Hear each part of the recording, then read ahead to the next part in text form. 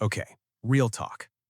Have you ever had a month where you looked at your income and thought, I should feel fine, but instead you feel like you're one surprise bill away from emotional damage? Like you're not broke, but you're not safe either. You earn, you pay bills, you do the responsible stuff, and somehow the money still evaporates like it's avoiding you. And then you do that end of month thing where you're basically performing financial surgery with a calculator. Okay, if nothing breaks, if nobody gets sick, if the car behaves, we're okay. Listen, if this is you, you're not bad with money. You're not lazy. You're not dumb. You're playing the wrong game. Here's the thesis. Being educated financially is not the same as being financially literate. Educated is you know the terms, you can talk about money, you've got the adult job. Literate is you have the habits and the system that makes money stick. And today we're naming the trap, the status game, and we're switching to the only game that actually works, the wealth game. There are two games most of us are playing, sometimes without realizing it. First, the status game. Status is an external ranking. It's not about what something does for you, it's about what it signals to other people. Here's the catch nobody says out loud. Status only works if other people don't have it. That luxury car feels like a win until your coworker gets one too. That upgraded house feels like we made it until you see someone else's kitchen on a reel. And social media? That's the status Olympics. It's an Instagram reel of someone's life. Best angles, best moments, best lighting, and never the debt, the stress, or the we need to talk about money conversation. Now, the wealth game is different. Wealth is not a ranking. Wealth is a tool.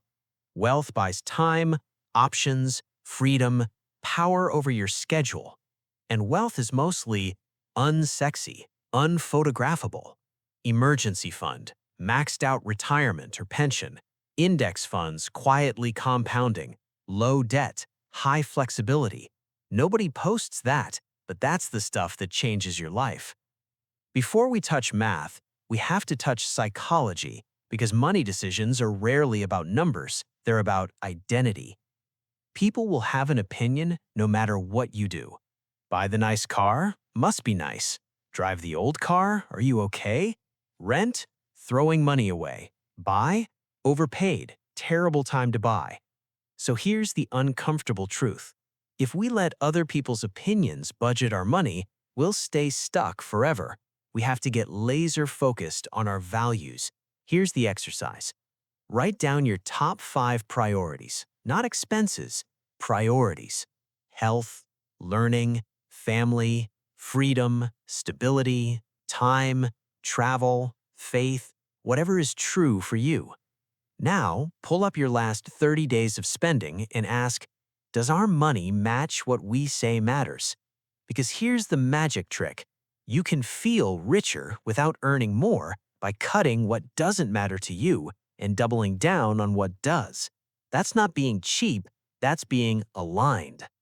Okay, now we do the math. Because the status game usually isn't death by 1,000 coffees. It's 2 giant line items that quietly choke your monthly margin. First, housing.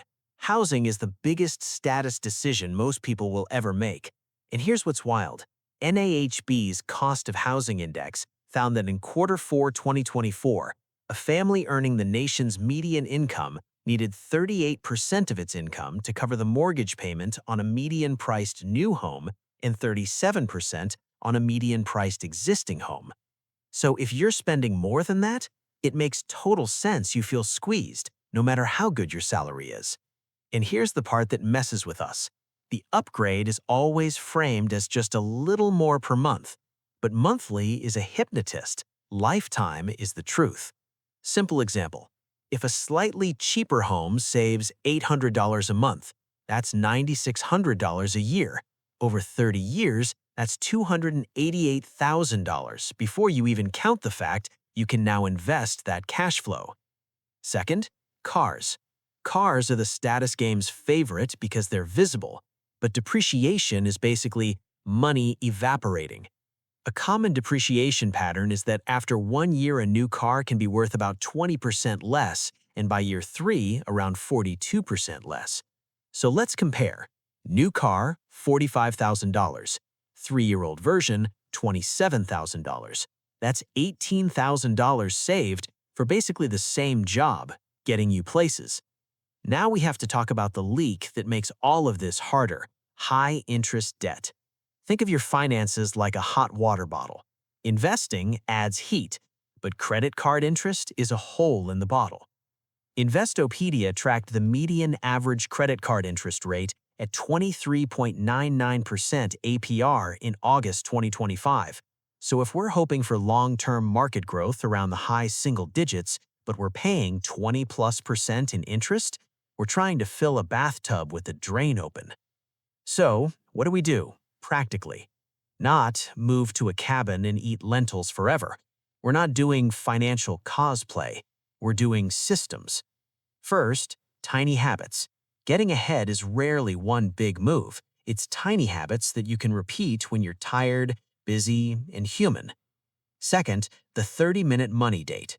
Once a month, 30 minutes, same day if possible. Agenda: look at last month's spending, no shame, just data. Spot where the status game showed up. Pick one focus for next month, not 10, one. And finally, automation. Here's the cheat code. Save and invest first, then spend what's left. Automate your emergency fund, your retirement or pension, and your investing transfers, because willpower is unreliable. Systems are undefeated. And finally, we need a milestone that matters: the first $100,000 invested. Bankrate describes it as a tipping point, where investing becomes easier once you reach it and momentum starts to feel real. It's not that you made it, it's that now your money has a job and it actually shows up. So if you feel broke on a good income, you're not broken. You're just stuck in a game designed to keep you spending to stay caught up. But we're not here to look rich, we're here to be free. So here's the move this week.